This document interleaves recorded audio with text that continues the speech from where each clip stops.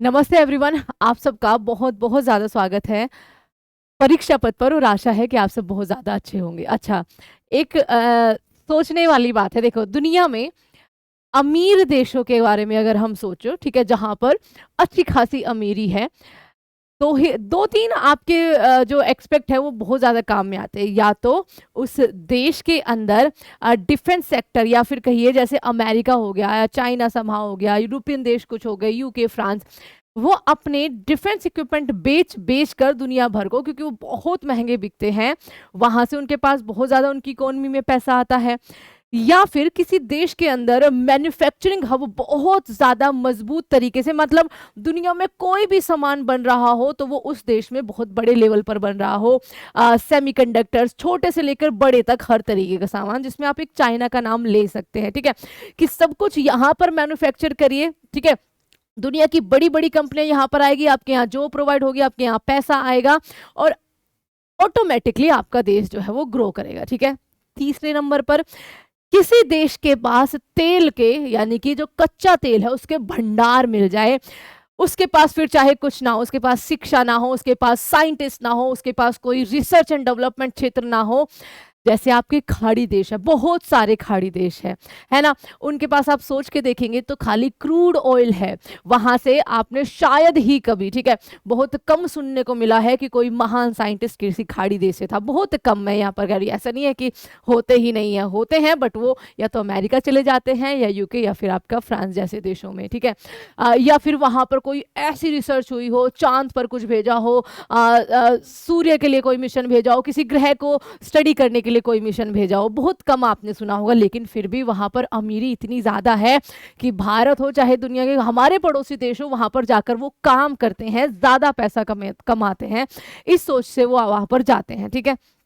अब आप सोच के देखिए कि इनमें से हमारे भारत के पास अभी तक समहाउ अगर हम सोचे तो इनमें से कोई चीज नहीं है।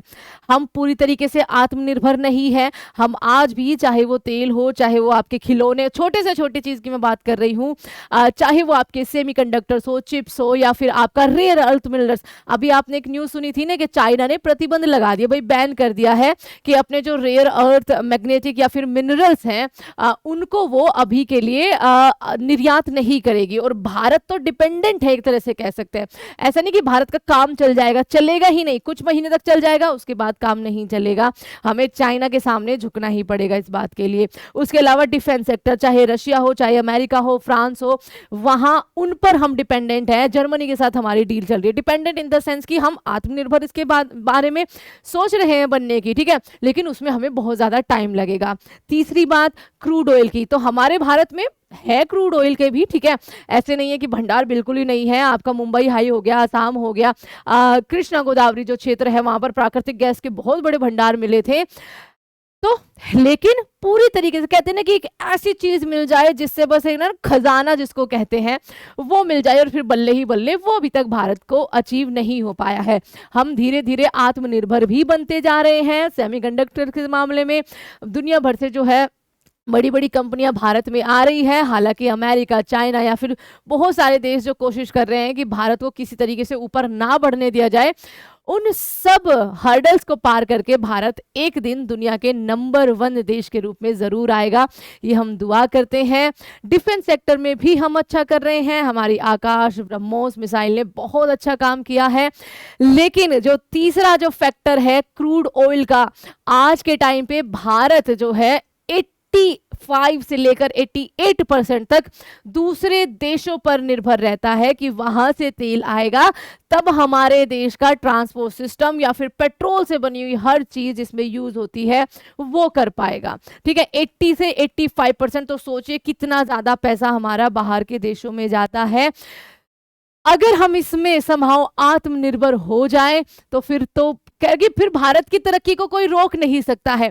फिर भारत की कई तो समस्याएं सारी दूर हो जाएगी, वो गरीबी, वो बेरोजगारी, सारी समस्या। क्योंकि अगर ट्रांसपोर्ट, कहते हैं ना कि किसी देश का तरक्की देखनी तो उसके देश का ट्रांसपोर्ट सिस्टम, उसके देश की महिलाओं की स्थिति, ये सब आप देख लीजिए, आपको अपने आप पता चल जाएगा। और इसी में ही भारत को एक बहुत बड़ा खजाना मिला है हमारे अंडमान निकोबार द्वीप समूह में, ठीक है। भारत को अंडमान निकोबार में तेल, कच्चे तेल के रिजर्व मिले हैं। कितने बड़े? आपका हाल ही में डिस्कवरी हुई थी गुयाना क्षेत्र में, ठीक है। गुयाना जो है वो आपका साउथ अमेरिका कॉन्टिनेंट के बिल्कुल नॉर्थ से में एक देश है, वहां पर भी बात करेंगे। वहां आज वो 17वें नंबर पर है पूरी दुनिया में ऑयल रिजर्व्स के मामले में, ठीक है। उसके जितने हमारे भारत में मिले हैं अंडमान क्षेत्र में। तो एक बार इस न्यूज को देखते हैं, क्योंकि हम भारतीयों के लिए, और मैं तो हमेशा सोचती हूँ, मैंने कहा अपने भारत में ना भूआकृतिक अगर हम एक्सपेक्ट देखें तो हर तरीके का हमारे पास भूआकृतिक स्थल है, लेकिन हमारे पास उस तरीके का तेल नहीं जो खाड़ी देशों के पास है, रशिया के पास है, अमेरिका के पास है। हमारे पास डिफेंस में उतना बड़ा रोल नहीं है जो अमेरिका, फ्रांस, इन जैसे देशों, रशिया जैसे देशों के पास है। हम आत्मनिर्भर भी नहीं बन पाए मैन्युफैक्चर सेक्टर में, लेकिन शायद अब जो है ऊपर वाला सुनता जा रहा है भारत के लोगों की बात। भारत के इस इलाके में मिला है गुयाना के बराबर कच्चे तेल का भंडार। और बिल्कुल अगर ये आपका यहाँ पर डिस्कवरी बिल्कुल 100% सक्सेसफुल हो गई ना, इसको हमने निकालना शुरू कर दिया, तो वाकई में ही इससे भारत की ना तकदीर ही बदल जाएगी। ये आपको ध्यान रखना है। पेट्रोलियम के क्षेत्र में भारत तेजी से काम कर रहा है। कई जगहों पर तेल के भंडार खोजने के बाद, एक सेकेंड, खोजने के लिए काम चल रहा है। अंडमान सागर में भी कच्चे तेल के भंडार को खोजने की प्रक्रिया जारी है। अगर यहाँ तेल का भंडार जो है वो मिल जाता है तो कच्चे तेल के लिए दूसरे देशों पर हमारी निर्भरता जो है देखो खत्म तो नहीं होगी, क्योंकि भारत का ट्रांसपोर्ट सिस्टम, भारत की जनसंख्या को देखकर इतने तो ठीक नहीं है ये, ठीक है। लेकिन अगर हम 88 से 50% पर भी आ गए ना, तो ये भारत के लिए गेम चेंजर साबित होगा। भारत अपनी जरूरत का 85 से 88% कच्चे तेल दूसरे देशों पर आयात रहता है। और अगर खाड़ी देशों की बात करें या रशिया की बात करें, जिन पर हम निर्भर हैं आज के टाइम पर, आपने खाड़ी देशों में देखा होगा, मिडिल ईस्ट में युद्ध चल रहा है ईरान और इजराइल के बीच में, जिससे तेल के दाम एकदम से ऊपर जा रहे हैं। रशिया पर हम बहुत बुरी तरीके से अभी डिपेंडेंट हो गए हैं। अभी हमने थोड़ा सा शिफ्ट किया है, ठीक है, क्योंकि कल को पता नहीं रशिया और चाइना दोनों के दोनों एक हो जाए और भारत के लिए वो दिक्कत साबित करने लगे। रशिया से अमेरिका नाराज है, भारत अमेरिका को नाराज करना नहीं चाहता, तो हो सकता है कल को सैंक्शन पूरी तरीके से भारत पर लग जाए। तो ये सारी दिक्कतें जो है हमें तेल के आयात करने में होती है। कच्चे तेल का दुनिया का तीसरा सबसे बड़ा आयातक है अपना भारत। पहले नंबर पर अमेरिका है, दूसरे पे चाइना है। ऐसे में देश के किसी हिस्से में कच्चे तेल का भंडार मिलना हमारे लिए गेम चेंजर साबित हो सकता है।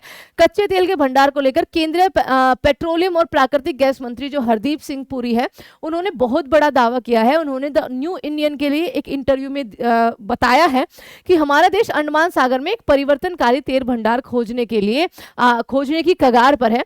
ये हेक्स कॉर्पोरेशन और CNOOC द्वारा जो गुयाना में की गई विशाल खोज थी ना, उसके बिल्कुल इक्वल होगा।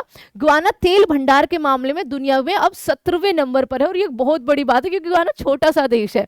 गुयाना के पास लगभग 11.6 बिलियन बैरल तेल और गैस के भंडार है आज के टाइम पर। ऐसे में भारत अगर अंडमान सागर में गुयाना के बराबर तेल भंडार खोजने में कामयाब हो जाता है तो ये हमारे लिए एक बहुत बड़ी बात होगी। दूसरे देशों पर हमारी निर्भरता कम हो जाएगी और हम अपना तेल जो है वो खुद उत्पादन कर सकेंगे। और रिफाइनरी, सबसे बड़ी बात है कि हमारे पास दुनिया की बेस्ट रिफाइनरीज है, तो हमें बस तेल मिलने की देर है, ठीक है। हमारे भारत को बस ये है कि भारत के किसी क्षेत्र में हमें कच्चा तेल मिल जाए, उसके बाद उसको निकालना कैसे है, उत्पादन उसका कैसे करना है, एनरिच कैसे करना है, रिफाइन कैसे करना है, वो हम खुद कर लेंगे, क्योंकि उसमें हम पूरी तरीके से सक्षम हैं। हमें बस प्रकृति के द्वारा ये वरदान मिल जाए कि ये लो जी, तुम्हारे इस क्षेत्र में ना आपके कच्चे तेल का भंडार है, निकाल लो। भारत के लिए खोज साबित होगी बहुत बड़ी गेम चेंजर, ये मैंने आपको बता ही दिया है। अब इसको खोज कौन रही है, तो भारत में काम कौन करता है। अंडमान निकोबार द्वीप समूह में तेल और गैस की खोज जारी है। ऑयल इंडिया और ONGC जैसी कंपनियां जो है यहाँ ड्रिलिंग और सर्वेक्षण का काम कर रही है। और भारत में जहां पर भी ऑयल ड्रिलिंग या प्राकृतिक गैस की ड्रिलिंग होती है वो ONGC और ऑयल इंडिया के द्वारा ही होती है। मुख्य भंडार के रूप में हमारे देश में जो आज के टाइम में क्रूड ऑयल के मुख्य भंडार है, उसमें असम, गुजरात, राजस्थान, मुंबई हाई, कृष्णा गोदावरी बेसिन है। इसके अलावा रणनीतिक भंडार विशाखापट्टनम, मंगलोर, पंदूर यहाँ पर है। नए भंडार उड़ीसा और राजस्थान में प्रस्तावित है, ये आपको ध्यान रखना है, ठीक है। अच्छा, आपके लिए मैं एक और सवाल यहाँ पर छोड़कर जाऊंगी, ये भी आपको ध्यान रखना है। और ये आप यहाँ पर फोटो देख सकते हैं, भारत में मिला है कच्चे तेल का खजाना। और इससे पूरी दुनिया हैरान तो होगी ही, क्योंकि अगर ये आ गया ना तो हम आपका सीधे नंबर 2 स्पॉट पर पहुंच जाएंगे। हमारी जो इकोनॉमी है आपका आगे आने वाले कुछ सालों में 20 ट्रिलियन तक पहुंच सकती है। ये जो है आपका कहा है हरदीप सिंह पुरी जी ने। उन्होंने आगे कहा कि छोटी छोटी खोज के अलावा हम अंडमान में गुयाना के बराबर तेल का भंडार खोजने में लगे हैं। इससे भारत अभी 4 ट्रिलियन डॉलर की अर्थव्यवस्था से सीधे 20 ट्रिलियन डॉलर की अर्थव्यवस्था जो है वो बन जाएगा, ये कहना है। एंड उम्मीद ये करेंगे, दुआ ये करेंगे कि ये बहुत जल्दी हो, बहुत जल्दी हमें ये खजाना जो है वो मिल जाए। अब आपसे एक सवाल ये है, हाँ एक और बात आपके लिए जाननी जरूरी है। 2024 के अनुसार देखिए यहाँ पर अगर हम इंपोर्ट की बात करें तो हम रशिया पर काफ़ी ज़्यादा निर्भर है। यूक्रेन और रशिया के वॉर के बाद आपका यहाँ पर हमने इनसे तेल खरीदना जो है, या फिर समहाउ आप कह सकते हैं कोविड का टाइम सा था, ठीक है, हमने रशिया से तेल खरीदना शुरू किया था और हमने बहुत बड़े लेवल पर खरीदा है, बहुत ही बड़े लेवल पर। एक तरह से कहिए कि सबसे बड़ा इंपोर्टर वो हमारा हो गया है, ठीक है, 2024 तक है ना। उसके अलावा बहुत सारे हमें एक तरह से कहिए कि देशों ने बोला भी कि भैया आप मत करिए, खैर उनको जवाब देना हमें आता है और कहीं ना कहीं हमें फिर भी झुकना पड़ता है एक टाइम पर आकर, एक टाइम लिमिट के बाद हमें झुकना पड़ता है, क्योंकि हम पूरी तरीके से क्या है निर्भर है, चाहे वो रशिया के सामने हो चाहे वो अमेरिका के सामने हो। बट अगर हमें ये खजाना मिल जाता है तो बहुत अच्छा होगा। इराक से हम करते हैं, Saudi Arabia, UAE, United state से हमने कहा है डील करके आए कि भाई तुमसे सबसे ज्यादा खरीदेंगे। Kuwait, South Korea, Nigeria, Angola, Mexico, Guyana के साथ हमारी यहाँ पर डील हुई है, ठीक है। वेनेजुएला, वेनेजुएला में दुनिया के सबसे ज्यादा भंडार है, लेकिन बेचारों के पास अच्छी क्वालिटी नहीं है क्योंकि इसमें रेत मिला हुआ है। और ये रहा वेनेजुएला के एकदम पास में आपका गुआना, जो टाउन की यहाँ पर आपकी क्या हो जाएगी राजधानी। और यहाँ पर जो स्टोब्रोक ब्लॉक है यहाँ पर आपको क्या मिले हैं, तेल के खजाने मिले, बहुत सारे आपका यहाँ पर अच्छा खासा तेल की जो है वो डिस्कवरी करी गई है और इतना ही भारत में होने की उम्मीद है। तो लेट्स होप कि ये आपका हो जाए। Huge oil deposit have been found off Guyana coast, ये आपको ध्यान रखना है। ये कोस्ट आपका कोस्टल एरिया आप सबको पता ही है, ठीक है, समुद्र से जुड़ा हुआ जो भूमि का स्थान होता है उसको कहा जाता है। आप सबसे एक सवाल है, खोज ओएनजीसी और ऑयल इंडिया मिलकर कर रहे हैं, लेकिन ये जो प्राकृतिक गैस है या पेट्रोलियम है, स्पेशली प्राकृतिक गैस की अगर हम बात करें, इसके वितरण का काम जो है वो आपका कौन सी कंपनी भारत में करती है? आपके लिए सवाल छोड़कर जा रहे हैं और इसी के साथ आप सबसे विदा लेते हैं। Thank you so much everyone, आपका दिल से धन्यवाद एंड प्लीज फॉलो परीक्षा पथ।